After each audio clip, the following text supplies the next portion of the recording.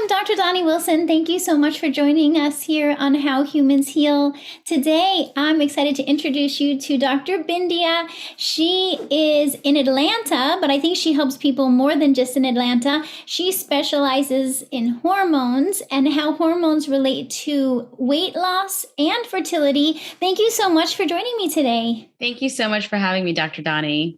Of course, of course. Of course, hormones can be such a mystery. So can fertility and weight loss for many, especially women, right? So we want to know your insights and your secrets to understanding hormones and how to help. But first, just introduce us a little bit more to you. I know you have 3 children, so you've been through fertility yourself. And what got you on this path to more of a functional medicine approach? Because you're a medical doctor, but that's your original training, but really you're taking a functional medicine approach to helping women with their hormones. So tell us more about how that happened for you. So, I always thought I was pretty healthy. I thought I ate well, exercised. I thought I was always doing the right thing. I got into yoga in medical school, mainly because at the time it was kind of like trendy. Madonna was doing it. So I was like, oh, Madonna's doing it. I've got to try yoga out, right? So I thought I was doing all the right things, but little did I know, I actually was not. I was eating whole wheat all the time because it was but that was what you did back then. It was like whole wheat pasta, whole wheat bread, whole wheat this. And I thought like that was the best thing for my body. But long story short, I was actually harming my body without realizing what I was doing. I started eating, I thought I was eating healthy. I ended up being in residency, having all these ailments that started happening. So I was chronically constipated. I had acne. I had chronic headaches, like TMJ symptoms, clenching my jaw. My cycles were irregular. I just felt crappy, fatigued all the time. And I kept going to my residency program and trying to get some answers. And they were like, oh, you just need birth control. Oh, just take, the migraine medicine. And I was like, something's not adding up. Like something's not making sense. I can't keep taking Midol and all these pain relievers and everything just seems awry. Like that cannot be my new normal. And it wasn't until Dr. Doni had a rash on my face that really got my attention, because it was on my face. And now it was like, okay, something is definitely off. I remember asking questions, after I had tried antiviral medications, antifungal medications, steroids, topicals, you named it. I tried to spend thousands of dollars because I was desperate to get this rash off my face, and it would go away for like a couple of days and it would come back. And I just remember being like, something is just not right, guys. And I had had biopsies and everything done. And I even kept digging deeper. Like, is it a nutritional deficiency? Like, do I have an autoimmune condition? Is it like, what's going on? And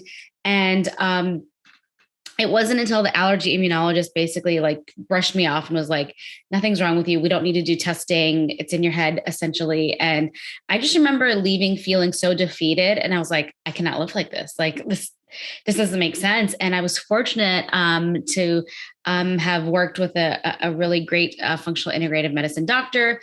Long story short, found out I ended up having celiac. So all that whole wheat I was eating that I thought was so healthy, it was harming my body. Yeah. And just a whole slew of problems. And at that time, I was like, I was so grateful to have realized it, because once I cut the gluten out, once I started rehabbing my gut health, oh my goodness, life got better. And it was a great timing because I think I was 30 when I was diagnosed with it. And I knew I was going to get married. I wanted to have babies. And I know there was a link between celiac and fertility. And I was like, oh my goodness, this is great. I found this out now, right before I was about to get married. So I can heal my gut. So when I'm ready to have babies, it'll be easy to have babies. Well, it's not so always easy to have babies.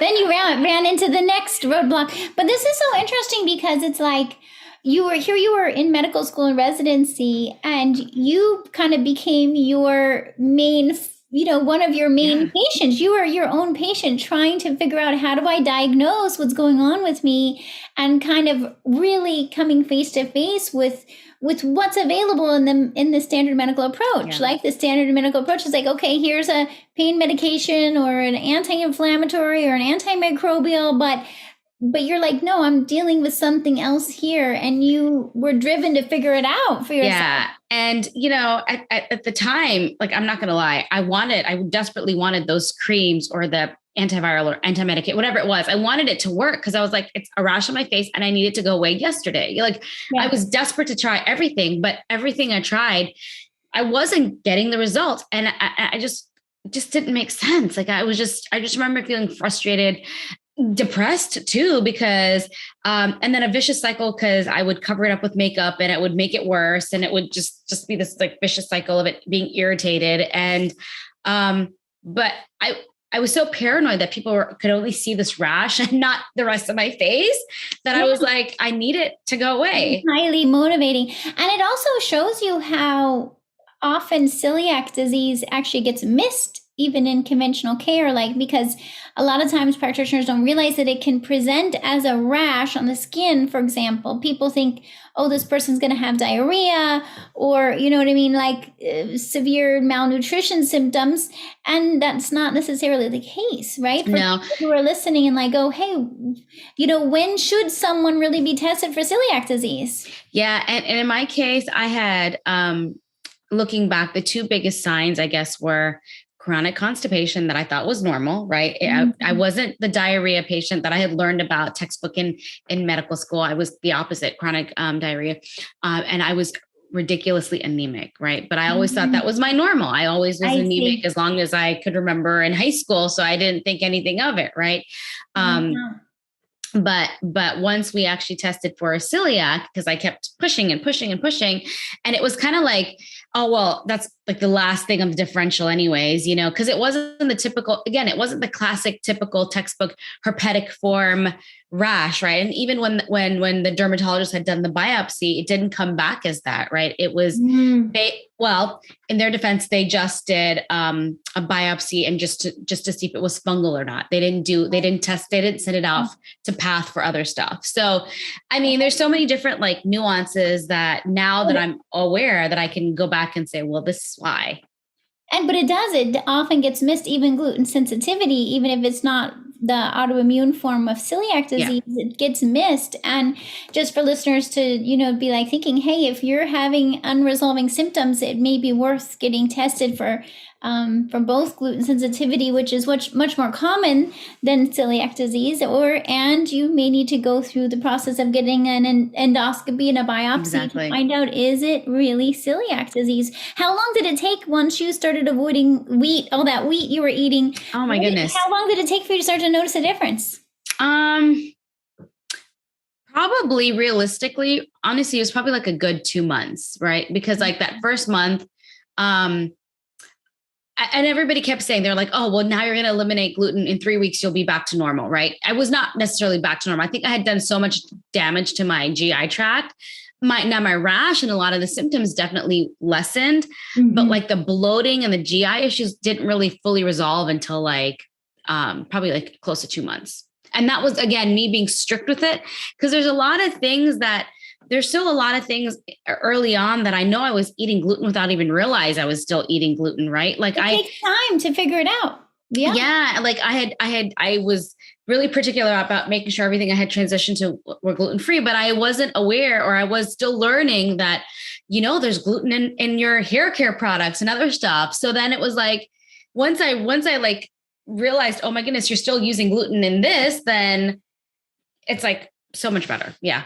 Yeah, I mean, I had been similarly searching when I was in naturopathic medical school, trying to solve some of those same symptoms you described. So I was in a parallel universe over here going, how do I solve this?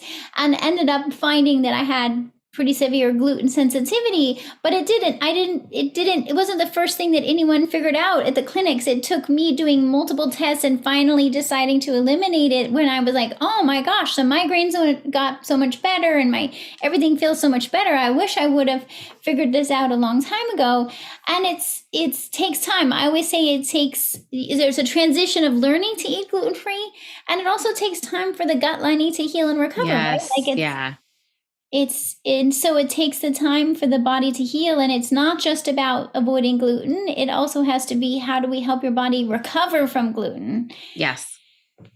Yes, for sure. And in my case, like there were still times where then I think there was part of me that was like kind of in denial and like, are Mhm. you like, I was like, when I tell you, Dr. Donnie, when I found out that Mhm. I had to like, I was so depressed. Like I Mhm. really went into like this weird, like and it was literally a couple days before Thanksgiving. And so I was just like, so defeated. Like, you're telling me I can't eat like Thanksgiving meals, and it's like, oh my goodness. And I Feels didn't, like the end of the world. yeah, I really felt like it was the end of the world. And I was like, why me? Like, nobody in my family has celiac. But then I'm like, okay, this makes sense. I'm the smallest in my family. Everybody's like, seriously, like I have a brother who's like 6'1", and my parents are like normal average size, like, for Indian parents. Right. And Yeah. here I am like 5 foot, and I'm like, it all makes sense. Like, it all makes sense. You're like, I've probably had this been going on for years of my Yeah. life, and now finally I can, yeah, start to address it. And it's no, I love. Thank you so much for sharing this, because I think it's just for people to know that how intense that diagnostic process can be and how long it can take, even for someone who's training and trained as a medical doctor. It takes time, and then it takes the Yeah. process of learning how to eat that way. Now, in your case, as you alluded to, like, then you said, okay, now I'm ready to have babies. How am I going to get my, and I've seen cases where fertility issues were just figuring out that they had celiac disease and avoiding gluten, and they were able to get pregnant. Oh That I've yeah. seen, right? But Yeah. sometimes, like you alluded, there's the next hormonal thing that pops up, and you're like, oh, now what do I need to figure out? So tell us your next phase of your life where you had to figure out your fertility. Yeah. So, I was like, when my husband and I got married, we knew we didn't want kids right away, but we knew we wanted kids, and we figured, okay, well, we know the physiology of how you have kids and all that stuff. And so after a couple months of trying, I was like, okay, what's going on? And then that whole stress factor comes in. At this point, like, I was working a very stressful job. Mhm. In fact, it's like so crazy how the universe works. Here I am helping other women get pregnant, right? Mm. Identifying if they've got autoimmune issues, whatever, putting them on protocols and plans, and I'm helping them get pregnant, but I couldn't help myself get pregnant. Like, Nice. It does seriously, happen that way. Mhm. and I was like, okay, what's going on? Like, I feel like I'm some sort of hypocrite here. I mean, I can give all the best advice, but I can't even bear a child of my own. I ended up having some hormonal issues that, Mhm. genetically, I was estrogen dominant without even being aware I was estrogen dominant. And it took me a while. So my gut lining was healed. I did a lot of work on that, then started rebalancing my hormones. I was like, what just happened, like, here, all these years of, at the time, birth control pills, right? I was on birth control for many years, and it was all the hormones that I was on. Thought you stop birth control, you get pregnant. Doesn't work out that way. Did a lot of hormone balancing. And that's when I started learning about leptin, Mhm. because there's different phases. There's having high estrogen, and then there's the other extreme of having low estrogen, and both impact fertility very differently. And for me, yes, I was estrogen dominant, but then I also, because I was estrogen dominant, became low estrogen because I was afraid of Mhm. of the too much of the estrogen. And of course, in our family, we have strong family history of breast cancer.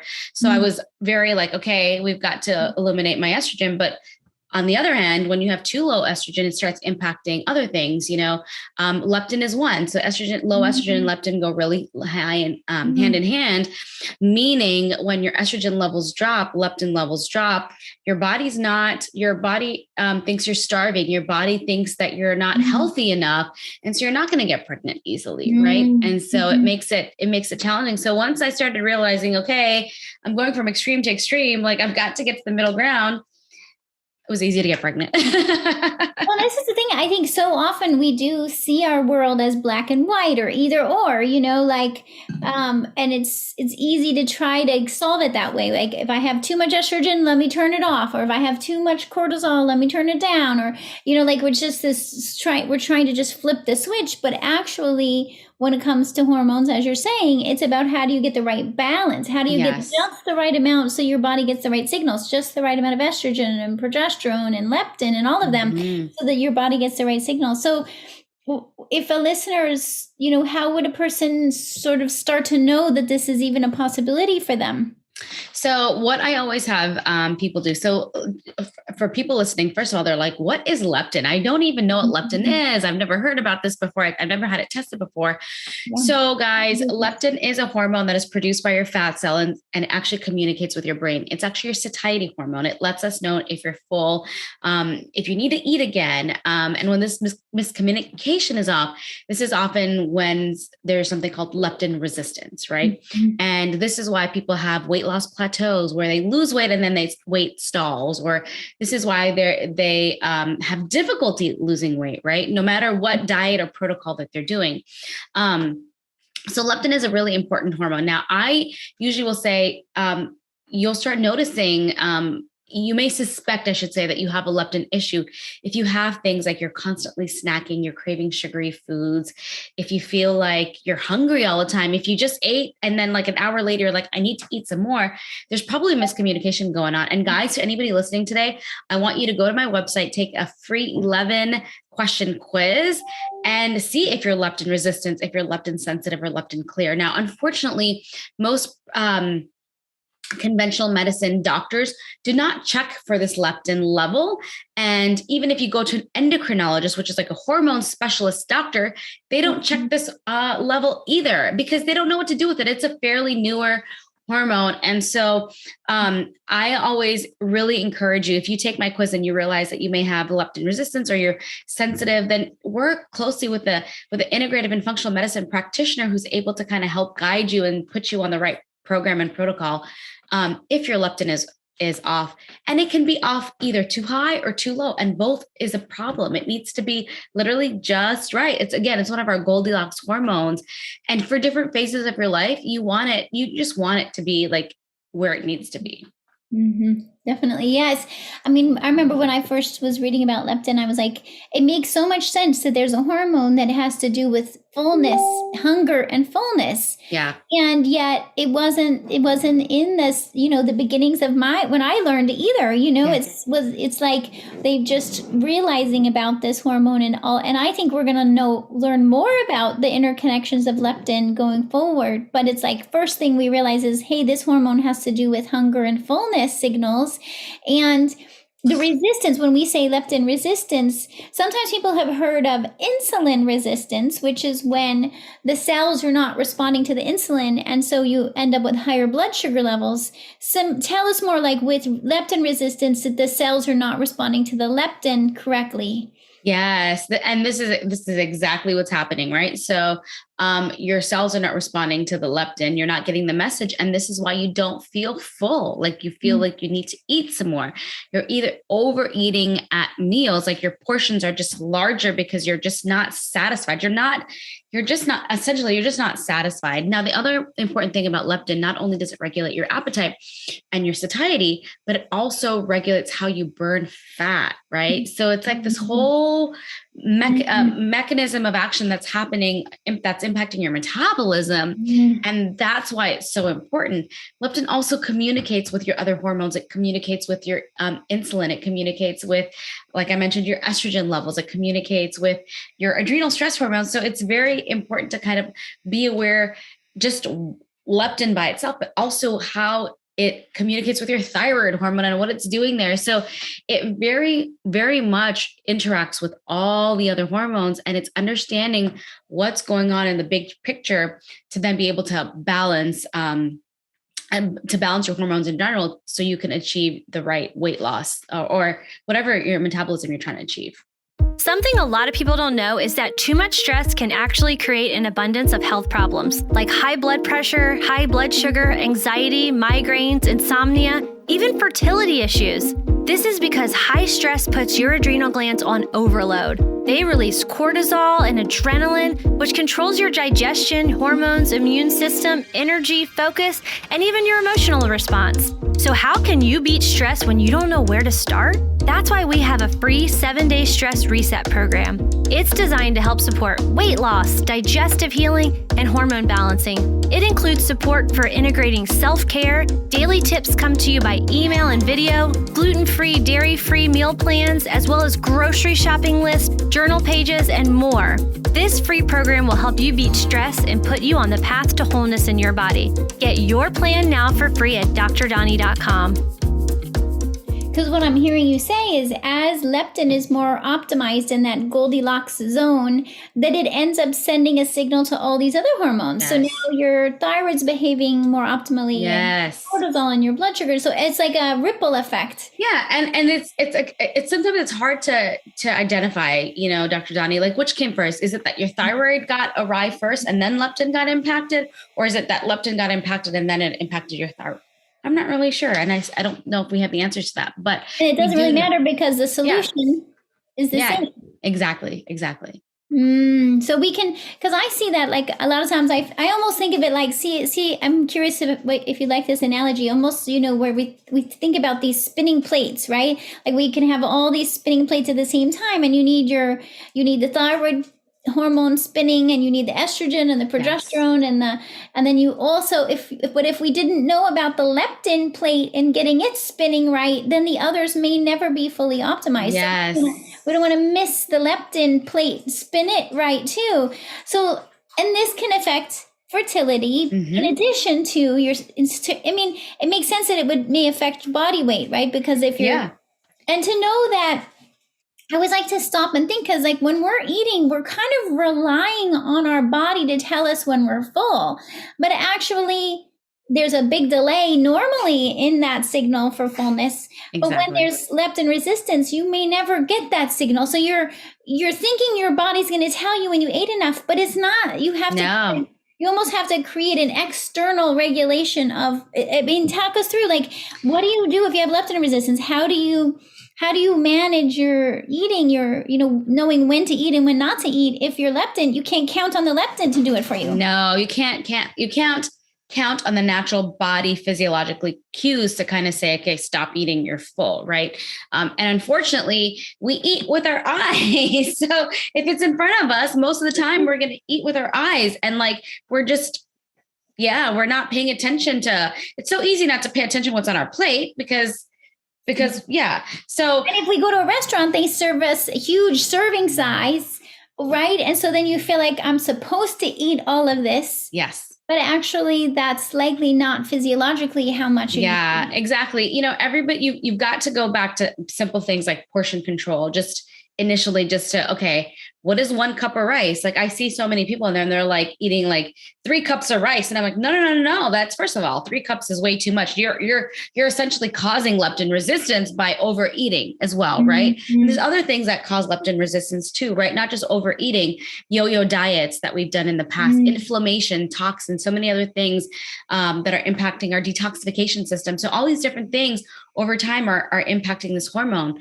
Leptin, and I'm getting ahead of myself, but leptin is also metabolized in the liver, right? Where your detoxification happens. So that's why it's important to kind of look at the whole picture to figure out where in the puzzle is it going awry. Yes, we know how it impacts other hormones.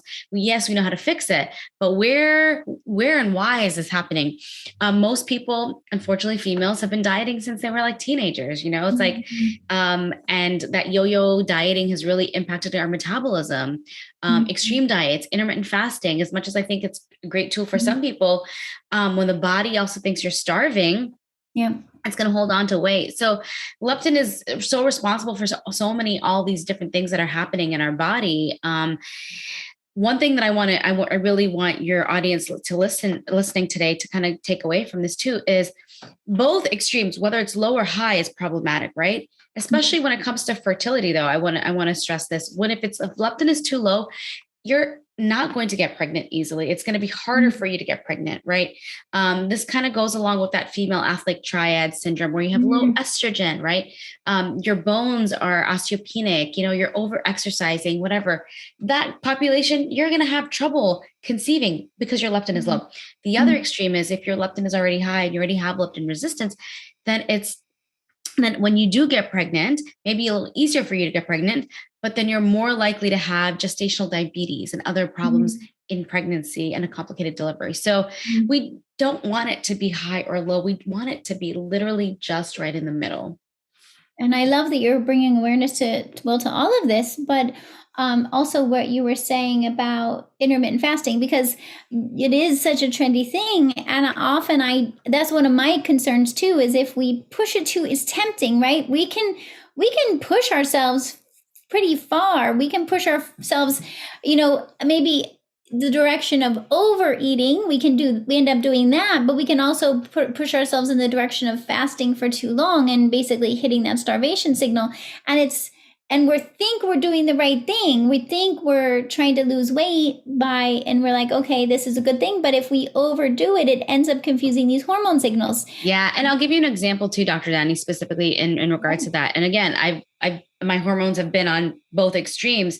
My estrogen, not just mine, but when your estrogen levels get too low, guess what ends up happening? You skip a cycle. You don't have a cycle that month.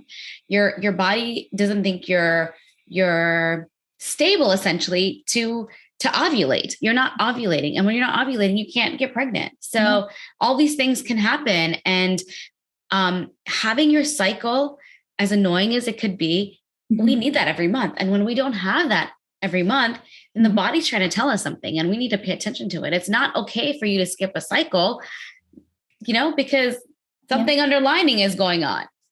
Yeah, it's such a good realization to be like, okay, because if our body's in a stress state, it's going to turn off a reproductive function. It's going to say, okay, let's turn off the ovaries. Let's not ovulate. Let's save it for when she is calm and ready for pregnancy. Exactly. And so that's a good point. If you're missing a cycle or if your cycle's too long or too short, this is telling us that the ovaries are not getting the right signals.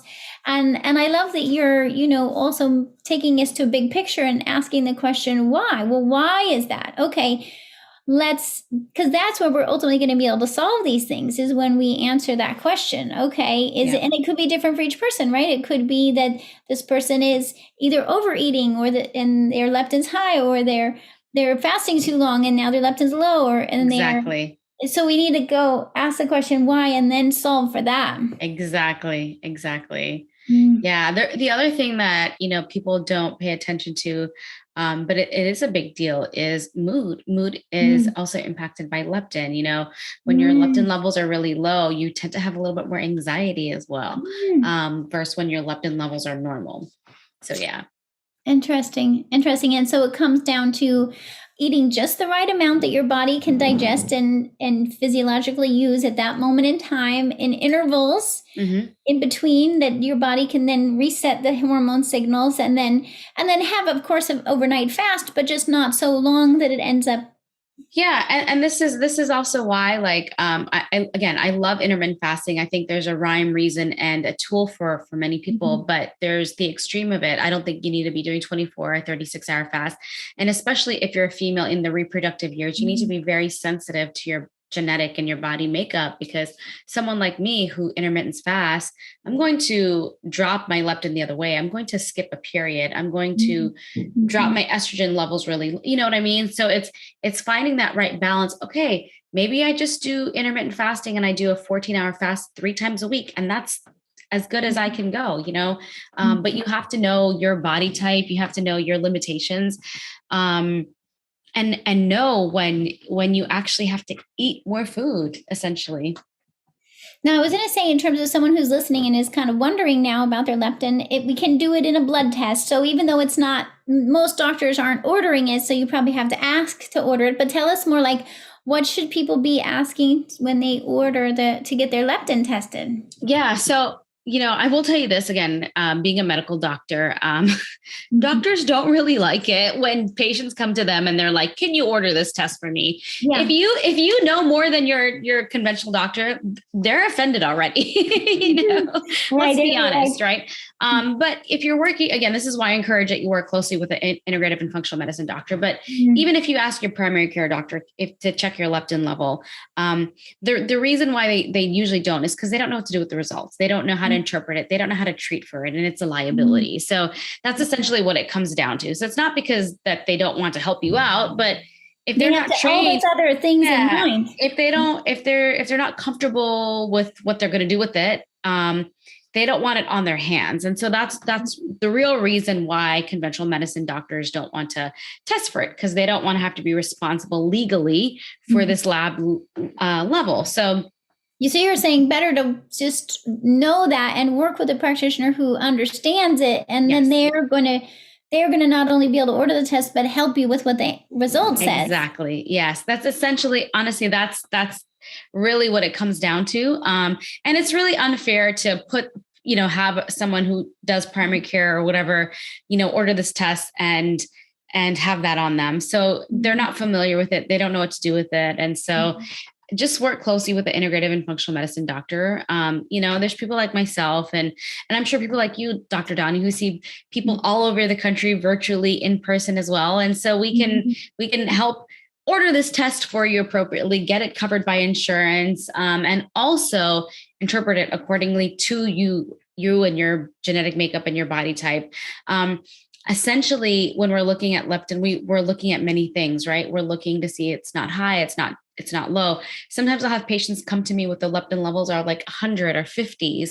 And we love in a perfect world for it to be between 7 and 10. That doesn't happen with every patient, and there's so many different factors that we have to look at too. Realistically, can I really get someone who has a leptin level of 50 down to 7? Maybe, maybe not, Mm-hmm. Now, when you work with patients, do you find that you're working a lot with patients who are working with fertility or weight loss, or what are the main areas? So a big wide array of patients. A lot of females. My practice is predominantly females. A lot of females will come to me because they've got a little bit of weight loss resistance because they've hit a stall. They've tried every diet in the book and it's not working anymore. And they just need to reset their metabolism. So that's essentially why a lot of females come to me. But I do still get a good slew of female patients who are having difficulty getting pregnant. And they need like that one last resort. What can I do before I start IVF? Or what can I do in conjunction to IVF to like optimize my fertility? So yeah, we work with a wide array of patients. And I know that you just had a third baby. Yes. Was this part of your fertility story, managing that or optimizing your leptin, or what did you? No, I mean, fortunately, I think once I realized my estrogen levels were just on the extremes, I was able to kind of balance that out nutritionally, naturally, and had no issues, with fertility and pregnancy after that. So, but like I said, that also goes back to, even as a practitioner, again, as a provider myself, don't always think you know everything, or you need another set of eyes sometimes, right? As practitioners, sometimes like we can also get very narrow-minded, right? Yeah. And so we need other interpretation eyes on our health, so we can stay in the best health, essentially. Yeah, no, it's such a good point. Like, just to like any of us can get sort of like blind vision, and how to just kind of open up our eyes and go, hey, wait a minute, what's really going on here? And especially if you're finding with your health that you're stuck, whether it's with losing that extra 10 pounds or, you're like, I'm doing all the things to get pregnant, but I love this message that our body, oftentimes there is something we can figure out, whether it's that gluten was there's often it seems like the mystery, right? The unsolved mystery, but then you've found a couple of these that are more common mysteries than we realize. That, how many people have gluten as an issue that was behind the scenes and they didn't realize, or leptin as an issue and behind the scenes and they didn't realize. So I can see that you're the kind of person who likes to solve those mysteries. Right? Yeah. Listen, if I can solve them on myself, hopefully I can solve them on you.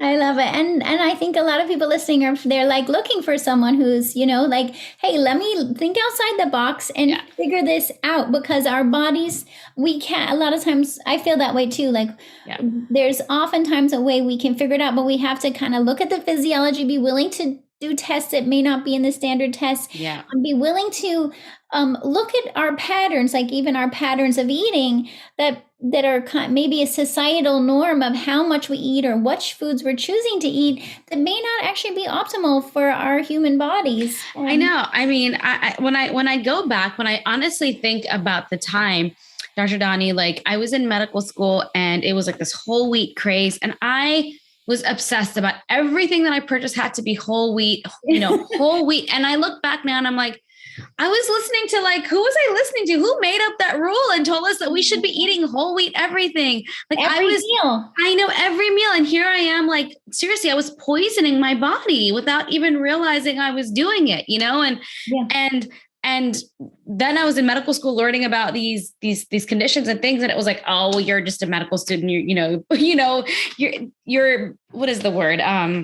Yeah, when you hypochondriac. Yeah. You think you have every condition. Yeah. You're like, oh, you're probably a hypochondriac because you're reading about this in the textbook. And I'm like, oh, okay, maybe I am. You start second guessing, maybe you're right. And then things keep getting worse and you're like, what? Like, and when I go back and think about the time I was in medical school, and I remember having such excruciating abdominal pain, and like, I just thought that was normal. I really just thought it was my normal. Like, oh, doesn't everybody have abdominal pain like this? Isn't everybody constipated? Like, I didn't even think twice to ask my colleagues and my friends about like their symptoms because it was so normal for me. I just thought everybody was going through something like this. Well, that's the thing. We get these symptoms and it's so common that we accept it as this is how my body's going to be. But actually, sometimes it doesn't have to be if you can work with someone who can help you figure it out.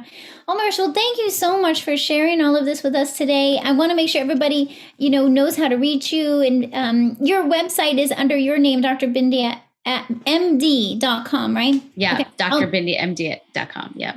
I'm going to put a link, and I know they can also find you same thing on Instagram. Is there anywhere else that they should be watching out for you? Yeah. If you guys, I have a free link, a free PDF that you can download on 5 ways to reset your leptin. So you can go to AtlantaWeightLossDoctor.com and you can download the free PDF and, send me a message. I want to know that these things are working, or if you want to work closely with me, we even have a 30-day metabolism makeover course for a lot of people that you can do anywhere in the world, around the country, wherever you are. So we have so many different things. We're just here to support you because we know that this is, when it comes to weight, I know so many people are struggling, and I think they're finally just looking for answers, and hopefully we can help.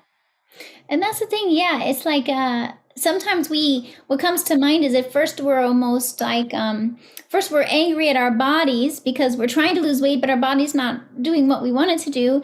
And then we sometimes get angry at ourselves because we're like, oh, I did this to myself. Yeah. So sometimes you have to kind of work through those to get to the point where you're like, okay, it makes, especially coming out of the pandemic. I mean, yes. so many people where during the pandemic, they were eating more or drinking more alcohol. And then I think probably leptin resistance is way more common right now. Oh, yeah. Yeah. Unfortunately, it is a lot more common. Yes.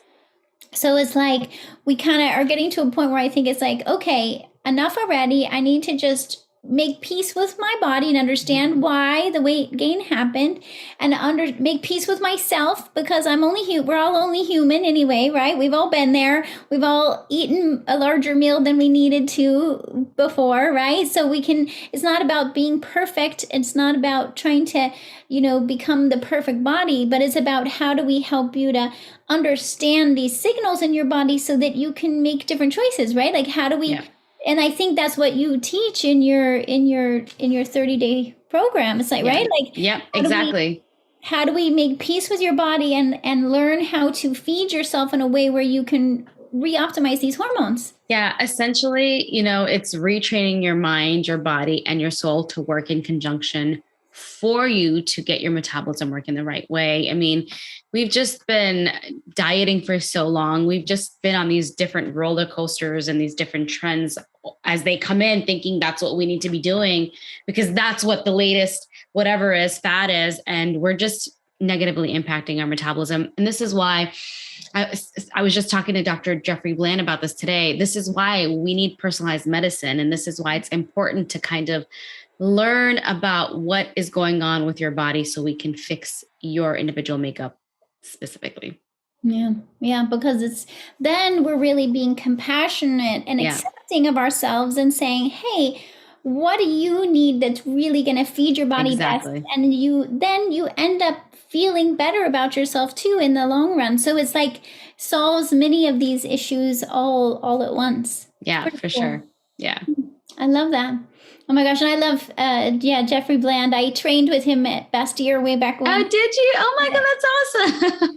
Yeah. So I'm so grateful to have that. And yeah, it can be a mindset shift out of that kind of like usual weight loss paradigm. Yes. But I'm really glad you're helping people to say, yes, there's a way to lose weight in a healthy way that you can then maintain over time. Yes, exactly. You nailed it. That you can then maintain over time. These are lifestyle changes. This isn't a quick fix. These are things that are going to give you long lasting results. This is why diet is a 4-letter word. It doesn't work. I like that. Sorry, I had to say that. I love diet is a 4-letter word that doesn't work. I love that. Yeah.